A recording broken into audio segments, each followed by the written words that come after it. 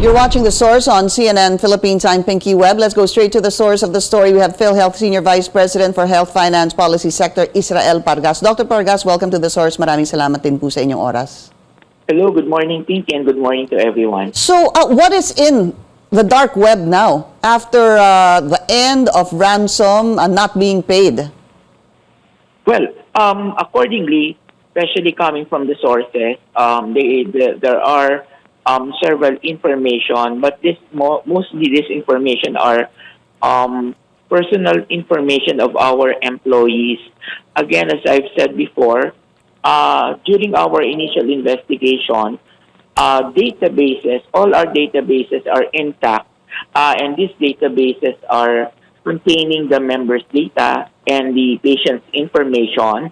And so we think that there is no leak or there is no compromise with regard to this data. However, there are around 92 workstations which were affected by this incident. And these workstations are actually the personal computers of our employees. And so those data, especially their ID, internal memo, are those which have been supposedly or allegedly been hacked.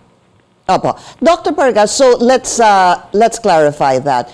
When we spoke last, that's the same thing you told me, that only leaked were internal data and employees' information, because there were over 90 workstations, basically computers that were compromised. So you're saying now that that is still what has been leaked. Yun pa rin po, internal memos and employees' information. Yes po, Okay. mga ID nila and the like. Okay, so I wanna, kasi we can't just set that aside kasi parang minsan po sinasabi, wala namang na-compromise na data ng mga members, but these employees are members as well. How dangerous or complicated or compromising is it for the members? As of now, you're saying sila po yung data nila po yung nahack. How compromising is it for them? Well, really, we're not taking it lightly as it is, because these are still data, even if they are personal data of our employees. And so we also came out with a notice to the public that in case there are reports that probably there would be data that are out there, they should be informing us to make sure that we should be doing anything about it. We also inform the public to please be careful and please be vigilant, making sure that their data are protected. They should at least change their password, prevent, the regular thing, think before you click and all. Yeah. We are also advising the public on that. Okay, so but the public. But you're assuring us right now it's the members' information and data that have been, the employees' data and information have been stolen or hacked. Just the employees. Yes, so far that is what we know, because as we investigate, our databases are intact, which contain the members' data and our member information of our patients. So it's really right now making sure that your employees know what to do, because parang sila po yung unang na-compromise Hindi ho ba? Yes. Okay. Right. That's why we are also the time it happened, actually, we turned off all the computers of everyone. And we are also changing and reviewing all the access given to our members, to our employees, in order to make sure that they are protected also. I hope you don't mind, Dr. Pargas. How dangerous is it for the employees now that some of their information or data have been stolen? Well, you know naman, these are all criminals. Those who have been doing this are criminals, and they can be used to do some criminal acts like, the phishing. They can create account numbers or your credit card numbers. They can use your private information That's why we are also advising our people and especially our employees to change already their passwords in order for them to at least be protected on this. Change your passwords in everything that they have passwords in. Ano po? Yes, Oo, yes, kailangan right, palitan na right. nila yon sa lalong Oo, madaling yes, panahon. right. Isipin Okay. na lang nila, isipin na nila lahat ng meron silang password para pumapalitan ka agad. All right. We just need to take a short break. We'll be right back.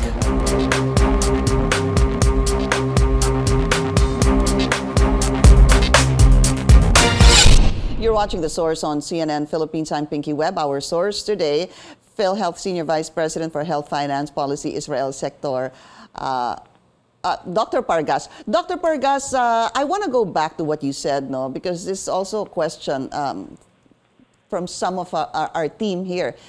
Kung ang computers po, yung 92 workstation, Yes. / ibig sabihin po computers were compromised. Yes. Ano ho yung laman ng mga computers? Hindi ho ba these employees, well, number one, are these 92 stations equivalent to 92 individuals? Yes, they are 92 computers actually.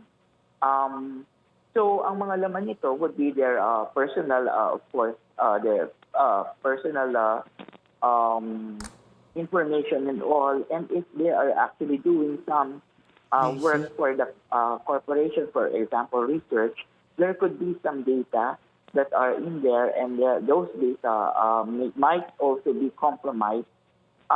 So yun po yung ating mga tinitingnan still, kung ano yung mga ilalabas pa sa dark web ng sinasabi po ng Medusa. But so far, yes. But that's the thing that I don't seem to quite understand. These are computers of PhilHealth, hindi ho ba? Yes. Ng opisina ng Yes. PhilHealth na ginagamit po ng mga empleyado.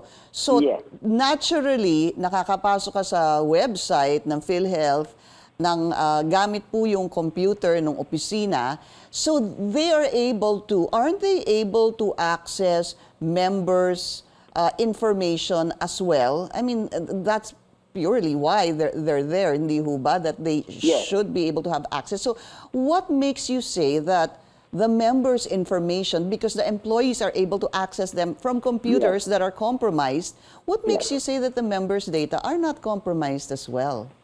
Well, because when we check our databases, which actually contain this data for our members and our patients, they are all intact, and so we think that there is no leak already.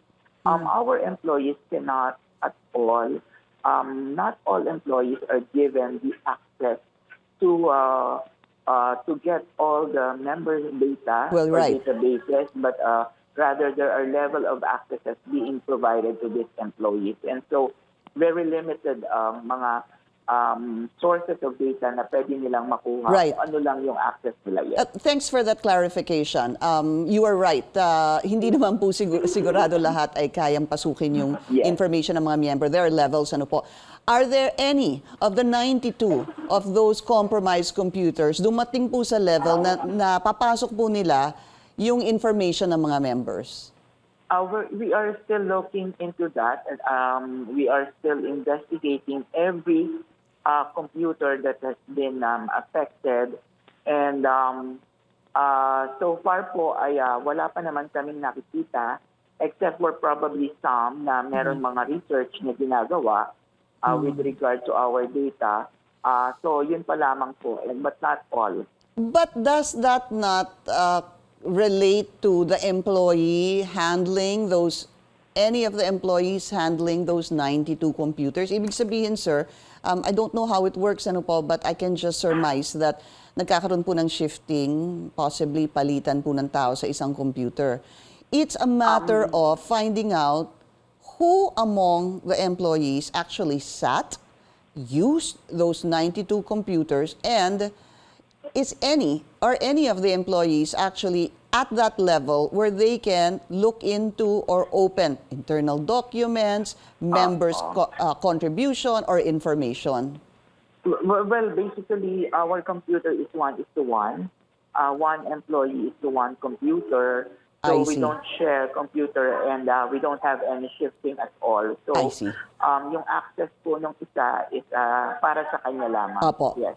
So then, to follow up on my question, Doctor, so dun sa 92 na gumagamit po nung 92 computers na yun, meron ho ba sa kanila sa level na medyo mas mataas to the point that they are able to access members' information or even sensitive, what you would consider sensitive data?